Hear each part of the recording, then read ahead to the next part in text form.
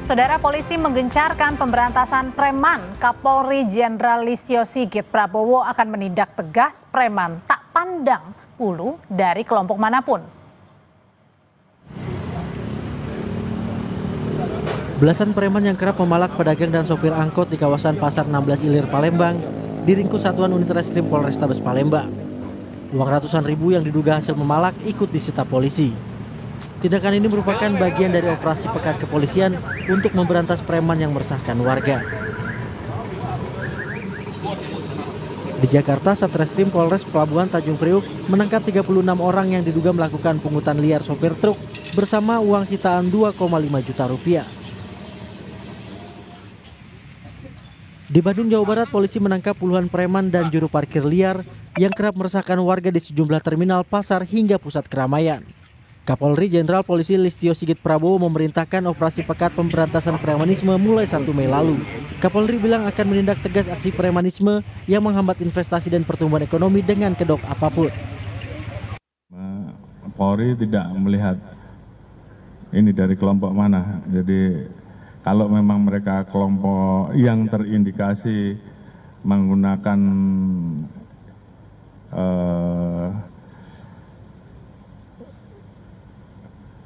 simbol-simbol tertentu, buat kita yang kita lihat adalah tindakannya.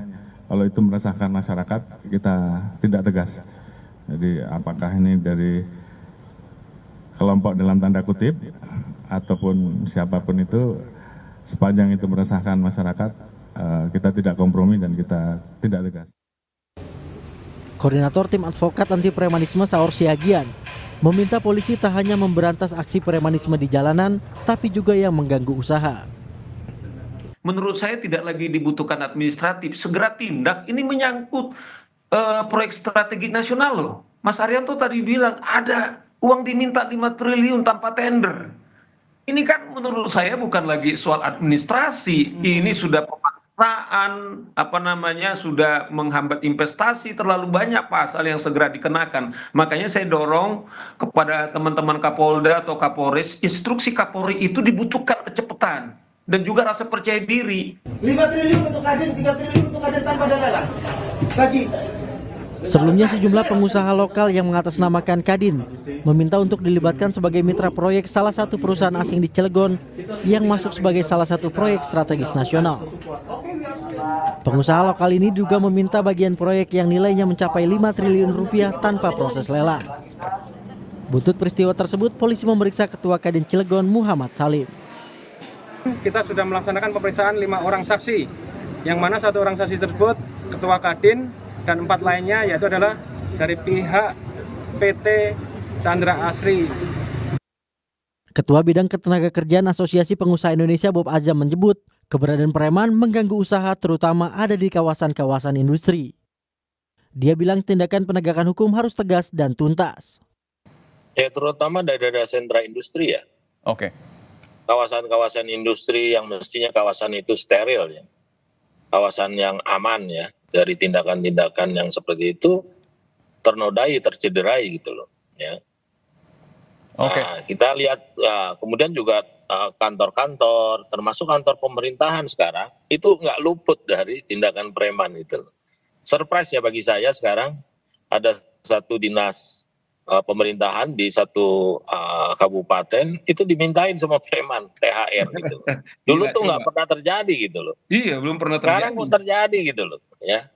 Ini mengkhawatirkan eskalasinya betul-betul. Nah, ini tentunya meresahkan bagi dunia usaha dan kita sudah laporkan ke Kepala BKPM ya Pak Rosan beberapa waktu yang lalu agar segera diambil tindakan tegas ya. Berupa tidak hanya penegakan ketertiban umum, tapi juga penegakan hukum. Nah, biasanya kan diambil, dicomot, habis itu dilepas lagi gitu. Aksi pemberantasan premanisme patut diapresiasi, namun juga konsistensi sebagai bentuk perlindungan pada masyarakat hingga dunia usaha. Tim Liputan Kompas TV. Saudara, polisi gencar melakukan pemberantasan premanisme di berbagai tempat di Indonesia. Nah, pertanyaannya bagaimana dengan premanisme yang berkedok ormas yang kemudian ini bisa mengganggu iklim investasi dan usaha. Kita akan bahas selengkapnya malam hari ini bersama Komisioner Kompolnas Irjen Polisi Purnawirawan Ida Utari Purnamasari. Selamat malam Bu Ida. Selamat malam Mbak, apa kabar? Baik, yang segera akan bergabung juga bersama kita ada Koordinator Pergerakan Advokat Nusantara Petrus Celestinus. Tapi saya mau ke Bu Ida terlebih dahulu dari Kompolnas. Bu Ida, ini kan operasi pemberantasan premanisme sedang marak dilakukan di mana-mana ya Bu ya. Apa sih sebenarnya catatan dari Kompolnas Bu sejauh ini operasi pemberantasan premanismenya? Ya, terima kasih. Selamat malam pemirsa TV malam hari ini. Saya nyapa dulu sama Pak Petrus, apa kabar? Ya, nanti akan segera bergabung Bu. Ya, begini. Polri melalui Satgas dan ada operasi kepolisian untuk Pekat sudah digelar sejak 1 Mei kemarin. Polri sudah melakukan beberapa hal, tidak hanya Satgas penindakan tetapi juga ada Satgas prevensi. Sejauh ini Polri sudah seluruh jajaran sudah bergerak karena memang kondisi di lapangan bahwa premanisme itu ada di seluruh provinsi atau di seluruh Polda, di seluruh wilayah. Oleh karena itu maka operasi ini merupakan kendali tingkat pusat. Tapi Bu Ida, kalau misalnya yang dilihat ini beberapa penangkapan preman atau orang-orang yang kemudian menjalankan fungsinya untuk tadi ya premanisme tersebut, itu nampaknya sepertinya ini menangkap orang-orang yang berada di jalan begitu. Tapi kemudian yang berkedok ormas nampaknya ini kok nggak jalan begitu. Ini gimana Bu? Ya begini, dua-duanya jalan. Jadi bagi yang di jalanan itu polisi sudah memilih dan memilah, tidak kemudian ditangkap, kemudian di BAP, kemudian masuk ke dalam penyidikan, enggak. Semuanya ditata oleh polisi, mana yang ini memang bisa dilakukan pembinaan, mana yang bisa dilakukan penegakan hukum. Jadi gitu. Yang paling penting demikian juga dengan ormas. Siapapun yang bergerak kemudian mengatasnamakan ormas, kemudian ormas tersebut ternyata tidak sesuai dengan tujuan dari pembentukan ormas itu, bahkan mengganggu. Jadi kalau yang ormas ini dibina Bu, bukan ditangkap? Oh bukan begini. Jadi preman-preman itu tidak semuanya harus masuk ke dalam penegakan hukum, artinya diproses melalui BAP. Apabila mereka memungkinkan untuk dilakukan pembinaan, sebaiknya itu yang lebih penting. Ya, lebih penting itu sehingga dilakukan pembinaan. Kan Satgas ini, Satgas yang dibentuk oleh negara ini adalah Satgas terpadu, tidak hanya polisi. Kalau pembinaan, siapa sih yang berwenang melakukan pembinaan? Kalau di Kementerian Sosial silahkan di sana. Jadi tidak semuanya harus masuk ke dalam penjara dalam tanda petik atau proses hukum. Bu Ida, tapi karena begini kalau yang kita lihat dari berbagai daerah begitu ya, kembali lagi ini yang ditangkap adalah preman-preman yang berada di jalan kemudian ditangkap, dibawa, ditetapkan sebagai tersangka. Nah, tapi kalau yang berkedok ormas seperti ini kok nampaknya meskipun tadi jalan ya Bu ya, tapi kenapa tidak dimunculkan? Gini, saya koreksi, tidak semuanya dijadikan tersangka, tidak. Makanya tadi saya bilang yang di jalanan itu tidak semuanya dijadikan tersangka. Kalau mereka bisa dibina, nanti penuh itu lapas. Ribuan orang ditangkap. Oke Bu, tapi kan kalau misalnya Presiden sendiri melalui Mensesnek sudah menyatakan bahwa dengan adanya ormas-ormas kemudian premanisme yang berkedok ormas ini bisa mengganggu iklim investasi, iklim usaha. Nah, ini gimana cara menjawabnya agar tidak mengganggu lagi Bu? Kalau misalnya ormas yang berkedok premanisme berkedok ormas saja tidak ditangkap. Ya, fenomena yang terjadi adalah ada beberapa ormas yang dengan datang, kemudian dia menakut-nakuti, mengatasnamakan ormas, dan kemudian dia ternyata minta jatah, caprem namanya, jatah. Sehingga usaha atau investasi yang dibangun ini kemudian terganggu. Ini pekerjaan belum selesai, tapi sudah dimintain jatahnya. Nah, inilah yang menjadi fokus daripada sebenarnya dari operasi ini.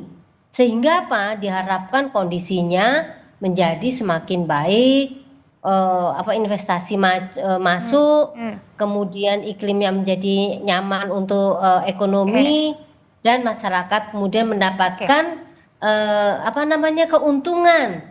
Wida. Nah, yang paling penting sebenarnya adalah Mbak, adalah bagaimana setelah terjadinya operasi ini, kan operasi ini ada waktunya 1 bulan. Yang paling penting adalah bagaimana memaintain kondisi ini supaya tidak terjadi lagi hal seperti ini. Wida. Nah, ini yang paling penting. Ya, sebentar saya tahan di sana, Bu. Polri. Ya, sebentar saya tahan di sana, Bu, ya, karena sudah bergabung dengan Bang Petrus Celestinus. Malam, Bang Petrus. Masih di mute, Bang.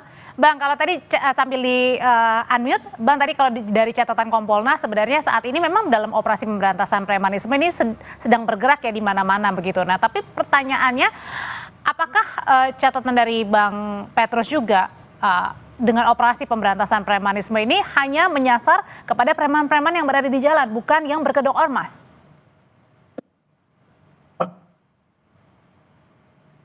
Bang Petrus? Iya, halo. Iya.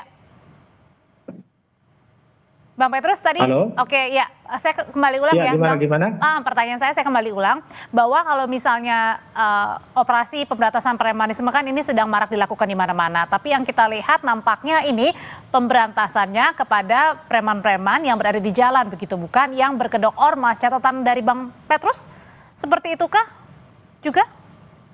Saya kira premanisme ini tidak hanya terdapat di dalam organisasi kemasyarakatan ya atau ormas ya. Premanisme ini ada di dalam hampir semua organ yang ada di dalam negara kita ini. Premanisme di dalam institusi negara juga banyak. Ya, misalnya terjadi korupsi dengan angka triliunan terjadi di mana-mana. Juga ada premanisme terjadi yang dilakukan oleh anggota atau pengurus ormas, dan juga premanisme dilakukan oleh organisasi-organisasi lainnya. Jadi kita harus bisa membedakan premanisme atau tindakan sewenang-wenang yang dilakukan oleh anggota dan atau pengurus organisasi, dan juga premanisme yang dilakukan oleh organisasi itu sendiri. Undang-undang ormas sendiri sudah membedakan secara jelas mana yang menjadi tindakan organisasi dan mana yang menjadi tindakan anggota atau pengurus. Tapi yang sejauh ini Bang Petrus melihat langkah yang sedang diambil dari Polri untuk pemberantasan premanisme ini hanya menyasar preman-preman yang berada di jalan aja atau?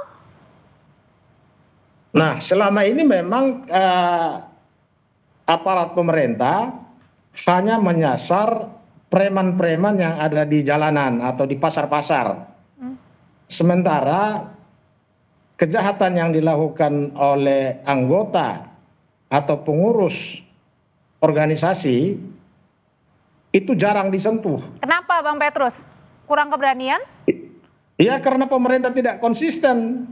Kan konsisten Bahkan ini pemerintah sudah menurut undang-undang ormas itu punya tanggung jawab membina ormas-ormas ini. Jadi kita ambil contoh sekarang, ormas-ormas ini kan menjadi sorotan karena terjadi ya apa yang disebut premanisme. Padahal premanisme yang terjadi itu dilakukan oleh anggota atau pengurus, bukan organisasinya. Sementara tugas pemerintah membina atau memberdayakan ormas ini sama sekali tidak ada. Undang-undang membuka kesempatan kepada masyarakat untuk membentuk ormas, tapi begitu ormas itu terbentuk, pemerintah abaikan tanggung jawabnya. Padahal untuk membuat sebuah organisasi menjadi besar yang dilakukan secara sukarela oleh anggota masyarakat dengan biaya besar, tetapi begitu organisasi ini berdiri, pemerintah jarang menyentuh. Dibiarkan begitu saja. Kenapa Bang Petrus? Jadi ini kelalaian pemerintah. Apa yang terjadi sekarang disebut premanisme ini, pertama itu kelalaian pemerintah, yang kedua cermin dari kondisi yang umum terjadi terutama di dalam institusi negara, korupsi merajalela. Buah dari korupsi merajalela itu premanisme di mana-mana. Bang Petrus tadi dikatakan oleh Bang Petrus ada seolah-olah ya ada pembiaran begitu ya. Kenapa hal ini bisa terjadi? Ya itu pemerintah yang harus menjawab. Jadi jangan pemerintah sekarang bentuk satgas anti ini, anti itu, termasuk anti premanisme, tapi itu hangat-hangat tai ayam. Oh ya, kita sedang live Karena ya Bang ya. mestinya setiap tindakan kejahatan dimanapun, baik di dalam organ negara atau di luar, termasuk di ormas, penegak hukum harus bertindak. Oke. Jangan baru mau bertindak setelah ada yang menjadi korban dan ramai diberitakan oleh media atau sudah menjadi viral. Bang, jadi dalam arti kata lain adalah dengan operasi saat ini yang sedang dilakukan ini tidak berdampak begitu ya? Karena hanya menyasar yang preman-preman yang berada di jalan. Bahkan masyarakat juga mulai mencurigai, jangan-jangan ini pengalian isu. Oke, Bu Ida, katanya Bang Petrus tadi katanya ini tidak berdampak kok dengan operasi pemberantasan karena preman-preman yang ditindak ini ada di jalan, bukan pembinaan di ormas-ormas. Ya, begini. Saya pikir tidak tepat lah kalau tidak berdampak. Jadi masyarakat sekarang sudah merasakan juga dengan adanya premanisme yang di jalanan, dengan adanya operasi ini sudah mulai tertata. Masyarakat merasakan bahwa oh kami dulu dipalai, sekarang sudah mulai enggak. Kemudian yang mengenai ormas, saya sepakat Pak Petrus bahwa pembinaan kepada ormas ini perlu dilakukan, itu perlu. Nah, yang muncul di permukaan adalah pada saat ormas ini kemudian melakukan tindakan yang tidak sesuai dengan sebenarnya pembentukan ormas itu sendiri. Ini yang penting. Pada saat dia sudah mulai melanggar hukum, taruhlah kemudian dia mulai mengganggu usaha seseorang, mulai mengatasnamakan organisasinya, itu yang perlu ditindak. Itu. Yang paling penting yang di jalanan ini sebenarnya adalah perlunya yaitu tadi prevention yang dilakukan oleh polisi. Polisi tidak hanya hari ini saja harusnya bekerja sesuai dengan adanya operasi ini. Yang paling penting adalah memaintain bagaimana kondisi ini akan terus berlangsung menjadi baik gitu. Patroli dilakukan dengan rutin oleh polisi sehingga efek-efek deterren ini ditumbuhkan terus. Jangan sampai ini operasi pekat selesai, kemudian orang-orangnya sebagian dibina yang kemudian ternyata mereka pelanggaran berat dan ternyata terbukti ada pidananya, kemudian maju terus maju ke pidananya itu menjadi selesai. Kalau gitu selesai. Nah, ini yang tidak boleh terjadi. Oke. Kalau gitu Bang Petrus dengan saat ini apa yang dilakukan begitu ya untuk pemberantasan premanisme ini nantinya akan menjadi PR lagi. Artinya adalah kalau tadi ingin menciptakan iklim usaha yang lebih baik daripada sebelumnya, ini bisa jadi tidak akan atau belum mengarah ke sana karena tadi tindakannya masih kecil-kecil untuk pemberantasannya. Iya, saya kira itu. Jadi yang harus dilakukan pemerintah sekarang ini sebetulnya revolusi mental di kalangan aparat penegak hukum. Karena aparat penegak hukum kita dalam menindak setiap kejahatan itu tidak tuntas. Bahkan bisa terjadi kompromi di tengah jalan. Bahkan tindak pidana tertentu itu nampak seolah-olah ada kerjasama antara oknum penegak hukum dengan preman-preman jalanan. Ini yang kita sulit memberantas preman atau sulit memberantas kejahatan. Karena dalam banyak kasus ya sudah menjadi cerita umum, cerita oleh pelaku-pelaku sendiri, mereka kerjasama. Ini yang membuat kejahatan atau premanisme itu sulit diberantas. Jadi seakan-akan ada pembiaran di sini meskipun ada operasi premanisme yang sedang berjalan. Iya. Kalau hanya sekedar pembiaran mungkin ya kita tidak terlalu salahkan aparat ya. Tapi ini kadang-kadang ada kerjasama, bahkan jadi backing. Ini yang jadi problem di bangsa kita ini. Selalu tidak tuntas. Saya tanyain hal itu ke Bu Ida. Bu Ida katanya kemungkinan ya karena kenapa tidak tuntas ya salah satunya karena ada saling backing-membacking nih antara aparat dengan ormas ataupun preman-preman. Begini, pada saat satu kondisi itu tidak ada pengawasan, maka yang terjadi adalah ada pelanggaran di dalamnya. Oleh karena itulah maka pengawasan internal, pengawasan eksternal terhadap perilaku penegak hukum ini harus intensif dilakukan. Siapa pengawasan eksternal, siapa pengawasan internal itu sudah ada. Pengawasan eksternal khususnya. Masyarakat sendiri juga bisa menjadi pengawasnya polisi. Makanya selalu saya sampaikan kepada seluruh masyarakat, jangan pernah berhenti mengkritisi polisi. Karena polisi itu bagian dari sistem sosial yang ada di Indonesia. Itu. Jadi ya Pak Petrus juga bagian dari anggota masyarakat yang harus selalu mengkritisi polisi. Kan pengen menjadi polisi yang baik kan, termasuk tugas kami Kompolnas ini. Kami tidak akan pernah lelah untuk mengkritisi polisi, mengawasi apabila ada penyimpangan-penyimpangan yang dilakukan oleh polisi. Nah, itu tugas saya, tugas kami Kompolnas. Oke, baik. Oke, kalau gitu pertanyaan terakhir singkat aja Bang Petrus, kalau menurut pandangan Bang Petrus sering ada backing-membacking, kalau gitu preman ini takutnya kepada siapa dong kalau gitu? Iya, tidak ada yang mereka takuti. Buktinya mereka ada terus. Premanisme itu ada terus di mana-mana, baik di dalam institusi negara maupun di luar. Kita bicara tentang pengawasan. Pengawasan internal yang disebut Propam, Irwasum dan segala macam macet. Pengawasan eksternal Kompolnas ya seperti tidak berdaya.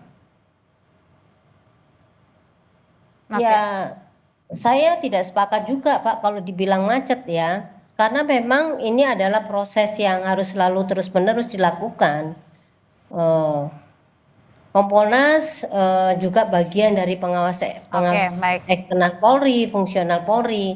Kami tidak diem, kami tidak tidur, kami bekerja. Dan kami mengawasi terus.